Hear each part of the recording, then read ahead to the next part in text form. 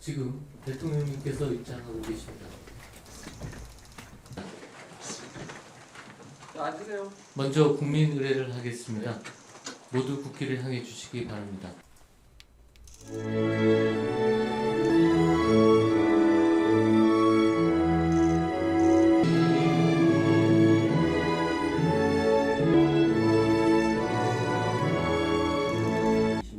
국무회의 시작하겠습니다. 저기 우리 수행팀 회의 한분 있어요.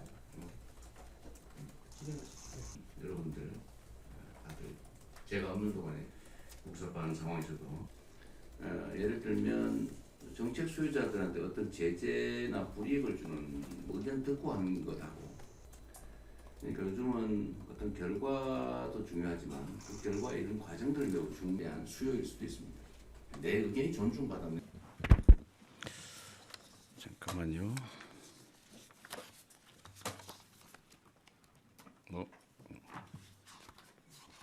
지금 27회인가요? 26회입니다. 회의 자료를 아까 하나 놓고 뭐 있니? 자, 일단은 제 26회 국무회의를 시작하겠습니다. 저기 우리 수행팀 제 회의 자료 마저 갖다 주. 네. 네, 모두 말씀 네. 주시겠습니다. 우리 국무위원 여러분들 다들 제가 없는 동안에 고생 많이 하셨을 것 같아요. 복잡한 상황에서도 업무를 잘 챙겨주셔서 감사드립니다. 우선은 제가 일반적인 말씀을 하나 좀 드리고 싶습니다. 우리가 행정을 하다 보면 대개 공급자 중심의 이제 행정 공급자 우리 중심의 사고를 하는 경향들이 많이 있죠. 근데 그 뭐 악의가 있는 건 아니고 오랫동안 일을 하다 보면 아주 자연스럽게 그렇게 되는 것 같아요.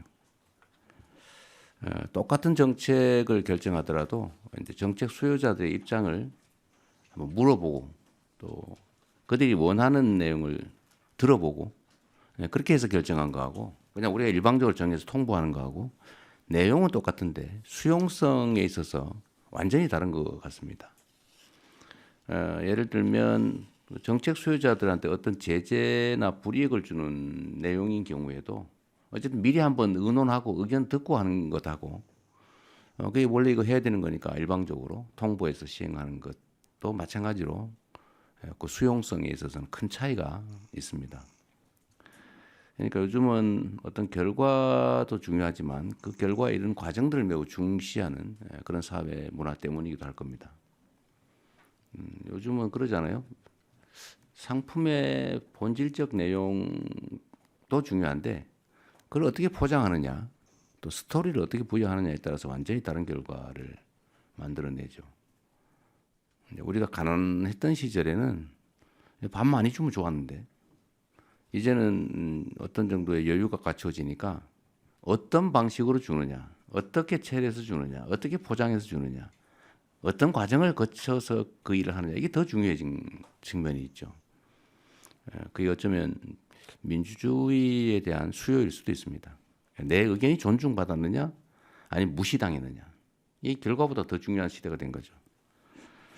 그래서 오늘도 정책안들 내용을 좀 보면 이제 뭐 대체적으로 다들 준비해주고 계신데 가끔씩 그런 흔적들이 보입니다. 그러니까 누구를 위한 정책인가, 어떤 정책 결정을 할 때 그 정책의 영향이 어디에 어떻게 미치느냐에 대해서 방향이 약간 다르게 느껴지는 경우가 있어요. 제가 좀 공개적으로 말씀드리진 않을 건데 그런 점들을 한번 더 깊이 생각해 주면 좋겠습니다. 그리고 또 한 가지는 계속 강조하는 건데 어쨌든 우리가 쓰는 시간의 양은 곱하기 5,200만의 가치가 있다. 우리는 뭐 똑같은 일상의 일부일지 몰라도 우리가 하는 결정, 판단 이런 것들이 5,200만의 삶에 직접적으로 영향을 미치죠. 가끔씩은 국가의 운명에 영향을 미치기도 하지 않습니까? 그런 생각들을 좀 더 깊이 해주시면 좋겠어요. 언제나 뭐 그렇게 그런 생각으로 공직을 잘 다들 해 오신 것으로 생각됩니다. 지금도 그러실 거라고 보지만 조금만 더 노력해 주시면 좋겠다는 생각이 들어요. 추경안은 오늘 우리가 검토하게 될 텐데 어쨌든 장기적으로 경기 침체가 계속되고 있고 특히 작년 12월 3일 이후로 심리적 위축이 심해서 있던 손님도 얼마 안 되던 손님도 다 떨어져 나갔다고 현장에서 너무 어려워합니다. 다행히 최근에는 조금 분위기가 개선되고 있긴 한데 어쨌든 본질적으로 우리 서민기업, 서민들이 겪는 고통이 매우 큰 것 같아요. 국가 재정을 이제 사용할 때가 됐습니다. 우리가 물론 이제 건전 재정, 이제 재정 균형의 원칙 뭐 이런 거 되게 중요하죠. 균형 재정해야죠. 너무 과도하게 수입도 없는데 마구 쓰면 안 되는 건 당연하지만 정부 재정의 본질적 역할이 있지 않습니까? 정부 재정은 민간이 과열되면 억제하고 민간이 너무 과도하게 침체되면 부양해야 되는데 지금은 너무 침체가 심해서 정부의 역할이 필요할 때라는 생각이 들어요. 그래서 추경을 좀 더 해야 되겠다는 생각이고 추경의 내용이 이제 문제인데 아마 감론을박이 있을 겁니다. 또 의견은 다 다를 수 있죠. 이걸 어디다 집행할 거냐. 뭐 예를 들면 어떤 게 더 경기 진작에 도움이 되냐. 현금 지원은 별로다. 뭐 차라리 건설 경기 부양이 낫다. 뭐 의견들은 다양할 수 있습니다. 또 누구에게 지원하는 게 맞느냐. 뭐 근데 이것도 역시 생각은 다를 수 있지만 이제 제도의 취지에 따라 좀 차이가 있을 거예요. 그래서 저는 이번 추경안에 이제 두 가지 핵심 요소가 있다. 하나는 일단은 경기 진작 요소가 좀 중요하죠.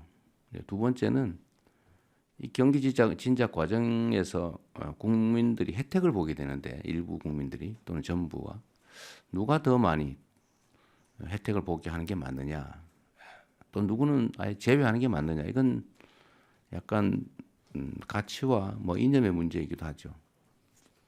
근데 저는 그런 생각을 합니다. 만약 일반 원칙으로요. 만약에 우리가 어떤 제도를 시행하는데 필요한 경비다 이게 라고 하면 그 경비 지출에 따라서 혜택을 보는 반사적 이익을 보는 사람은 누구여야 하느냐? 그건 가난한 사람이어야 하느냐? 아니면 세금을 많이 내는 부자여야 하느냐? 저는 어떤 필요에 의해서 경비를 지출한다고 하면 그 반사적 혜택은 최소한 국민들이 공평하게 혜택을 누리는 게 맞다고 생각해요. 아니면 어쩌면 좀 과하게 생각하면 그 경비를 더 많이 부담한 사람이 더 많은 혜택을 봐야 되는 거 아니냐, 이런 생각까지 할 수가 있죠. 즉 세금을 더 많이 내는 사람을 더 많이 혜택을 보게 할 수는 없지만 최소한 비슷하게 해줘야 되는 거 아니냐. 이제 그런 측면에서는 평등한 기회를 주는 게 좋겠다는 생각이 들고, 또 한편으로는 모든 재정 지출은 어쨌든 직접적으로 이익을 주는 측면이 있기 때문에 가능하면 사회적 불평등을 완화하기 위한 또 저소득층 또 어려운 사람들한테 하는 게 또 맞죠. 그 두 가지 양면이 동시에 있는 것 같습니다.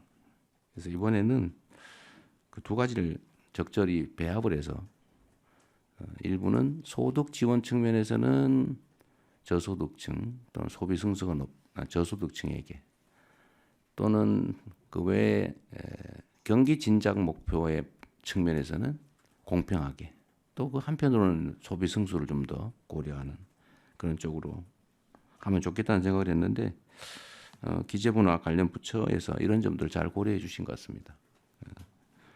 이따가 한번 구체적으로 보기로 하고요.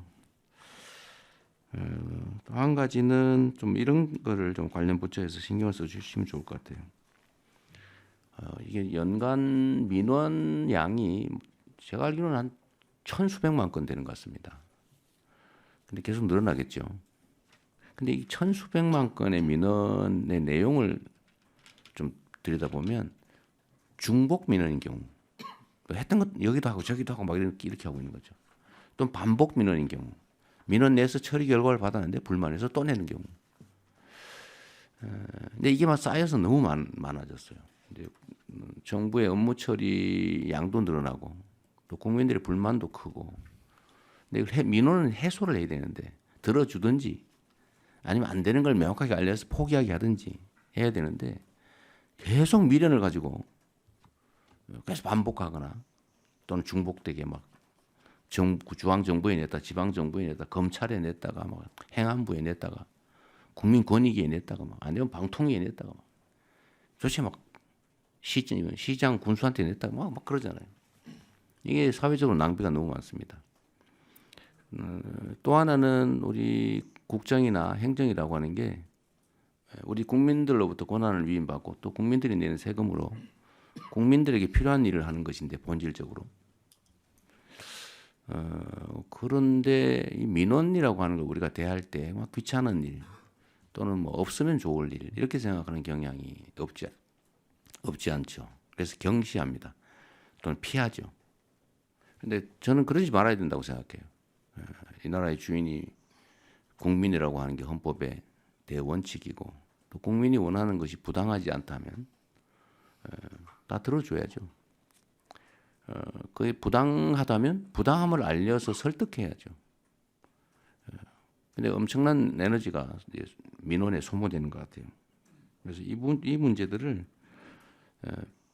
좀 신속하게 사실 똑같은 민원을 처리해도 신속하게 하느냐 지연되느냐에 또 큰 차이가 있는 것 같습니다. 또 한 가지는 민원에 반응을 하느냐 무시를 하느냐 이것도 큰 차이를 빚는 것 같습니다. 그러면은 우리가 좀 어떤 민원에 대해서 신속하게 반응하고 또 반응을 해주고 또 가능하다면 신속하게 반응해주고 또 설득도 충분히 하고 이랬으면 좋겠어요. 그래서 민원의 총량을 좀 줄였으면 싶습니다. 제가 뭐 제 자랑하는 것 같아서 좀 그렇긴 합니다만 제가 성남시장 첫 취임하던 첫 해에 무작위로 동네 동순실을 하면서 모았던 민원들이 있어요. 뭐 첫 해는 한 분량이 한 이 정도 이만큼 됐습니다. 제가 종이를 하나씩 나눠주고 다 쓰라고 했죠. 근데 제가 퇴임하던 해에는 요만큼 줄었어요. 다 이제 해소된 거죠.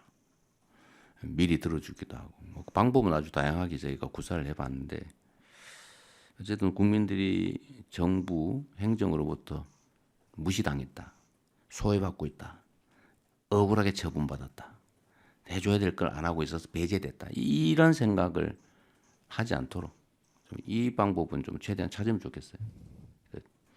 처리할 수 있는 건 최대한 신속하게 처리 시간도 좀 줄여주시고 또 안 되는 건 안 된다고 좀 솔직하게 설명을 좀 해주시고 제가 경험해본 바에 의하면 우리 국민들께서 민도가 매우 높아가지고 안 되는 거를 생떼를 쓰는 경우는 그리 많지 않아요. 설명이 부족해서 그래요. 한두 시간 뭐 두세 시간 시간 내서 신뢰할 수 있는 사람, 권위 있는 사람이 정말 진지하게 설명해 주면 거의 다 수용합니다. 그래서 대개는 울어요 마지막에 고맙다고. 이거 미리 설명을 잘해줬으면 내가 이렇게 몇 년 동안 끌려다니면서 생고생 안 했을 텐데 다 뭐 될 것처럼 얘기해가지고 미루는 바람에 조금만 힘 더 쓰면 될 줄 알고 이렇게 휴가 내고 막 몇 년 동안 쫓아다니기 너무 억울하다고. 그런 경우가 상당히 많이 있더라고요. 진지하게 민원을 대해주면 좀 좋겠다는 생각 듭니다. 오늘 많은 안건들 준비해 주셨는데 하여튼 한번 같이 의논해 보시고요. 이제 다시 한번 제가 없는 시간 동안에 큰 무리 없이 공무에 잘 임해 주셔서 감사드립니다.